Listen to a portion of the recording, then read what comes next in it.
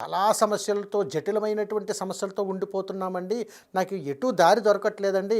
మధ్యలో స్తంభించిపోయామండి అని అంటారు. ఆహా! అయితే నీకు ఉగ్రతారాదేవి అవసరం అని చెప్పి ఉగ్రతారాదేవి మంత్రాన్ని వారికి ఉపాసనగా ఇవ్వాలి. మరి ఇప్పుడు ఉపాసన తీసేసుకున్న తర్వాత ఉగ్రతారాదేవి వరం ఇచ్చేస్తుందా అంటే లేదండి. ఉగ్రతారాదేవి అనుగ్రహము శ్మశానంలోనే దక్కుతుంది. అందుకని ఈ మంత్రాన్ని, ఈ ఉపాసనను, ఈ యొక్క అమ్మవారిని దర్శనం చేసుకోవాలంటే ఏ వ్యక్తి అయినా సరే తన సమయంలో ఏదో ఒక రోజు అంటాకి కుదరదు. అష్టమి రోజా, పౌర్ణమి రోజా, అమావాస్య రోజా ఈ 3 రోజుల్లో ఏదో ఒక రోజు నువ్వు ఎంచుకొని సాధన చేస్తూ ఉన్న సమయంలో మాత్రమే నీకు దగ్గరలో ఉన్నటువంటి ఎక్కడైనా సరే ఒక శ్మశానాన్ని బయట నుంచి అలా చూసి వెళ్ళండి చాలు. ఎందుకనంటే అమ్మవారు శ్మశానవాసి అత్యంత ప్రీతికరమైనటువంటి ప్రదేశం శ్మశానంగానే చెబుతారు. ఇవి తంత్ర పురాణంలో ఉంటుంది. అందుకని ఉగ్రతారాదేవిని ఆరాధించాలి అని అంటే మన మనసుని అమ్మవారికి నివేదనగా సమర్పించాలి.